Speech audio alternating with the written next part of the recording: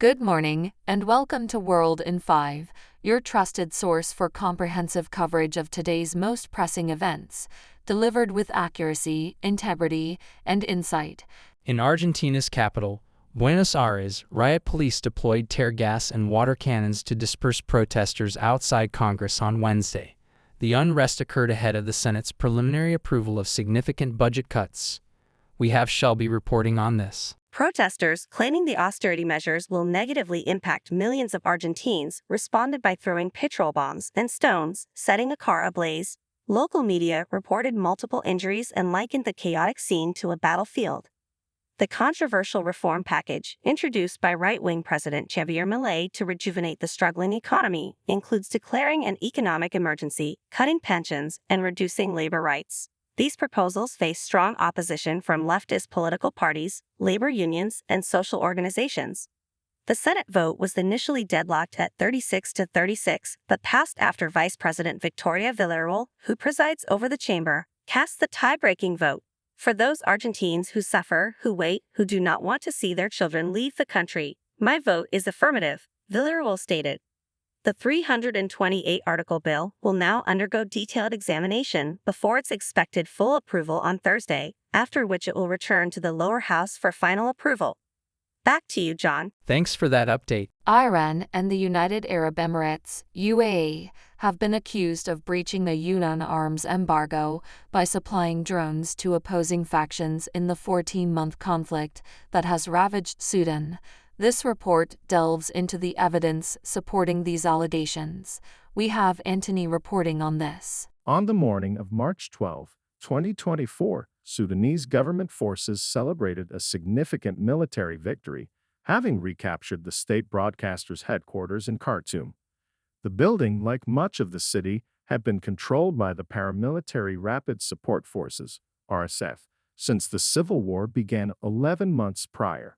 What stood out about this victory was the use of Iranian-made drones, as evidenced by videos of the attack. In the early stages of the conflict, the army heavily relied on the Air Force. Suleiman Baldo, director of the Sudan Transparency and Policy Observatory, noted that the armed forces found all their preferential forces besieged, and they had no fighting forces on the ground. While the RSF maintained ground control over most of Khartoum and Darfur in western Sudan, the army's strength was primarily in the air. By early January 2024, a video surfaced on Twitter showing an army drone shot down by the RSF. According to Wim Zwijnenberg, a drone expert and head of the Humanitarian Disarmament Project at Dutch peace organization PAX, the wreckage, engine, and tail of the drone resembled the Iranian-manufactured Mohajer 6. The Mohajer 6 drone, which is 6.5 meters long, can fly up to 2,000 kilometers, 1,240 miles, and is capable of carrying out airstrikes with guided freefall munitions. Back to you, Bella. Thanks for that update. At least 40 Indians are among 49 people who perished in a fire at a residential building in Mangaf, Kuwait, according to India's foreign ministry. The fire erupted on Wednesday in a building housing dozens of workers. Social media videos showed flames engulfing the lower floors and thick black smoke billowing from the upper stories. We have Jensen reporting on this. Authorities reported that many of the casualties hailed from the southern Indian states of Kerala and Tamil Nadu. Additionally, around 50 Indians sustained injuries. Indian Prime Minister Narendra Modi expressed his condolences to the victims and their families, stating on X, "The fire mishap in Kuwait City is saddening. My thoughts are with all those who have lost their near and dear ones. I pray that the injured recover at the earliest." He also mentioned that the Indian embassy is monitoring the situation and cooperating with local authorities. Back to you, John. Thanks for that update. Chinese electric vehicles, EVs, may become more expensive in the European Union, EU, following concerns from EU politicians that these imports pose a threat to the local automotive industry. The EU has provisionally concluded that Chinese EV manufacturers will face tariffs starting from July 4, unless discussions with Chinese authorities yield an effective solution. We have Alana reporting on this. This announcement comes amid an ongoing EU investigation into allegations that a surge of inexpensive, government-subsidized Chinese cars is flooding the market. China has countered that the proposed tariffs violate international trade rules and labeled the investigation as protectionism.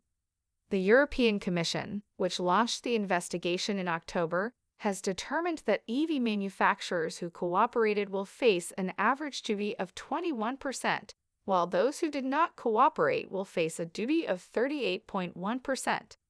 Specific tariffs have been assigned to 3 Chinese companies: BYD 17.4%, Geely 20%, SAIC 38.1%.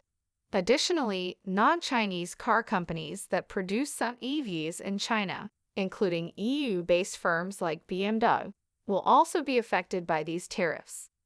Back to you, Bella. Thanks for that update.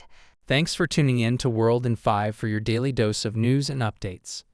Don't forget to hit that subscribe button and turn on notifications so you never miss out on breaking stories and insightful analysis.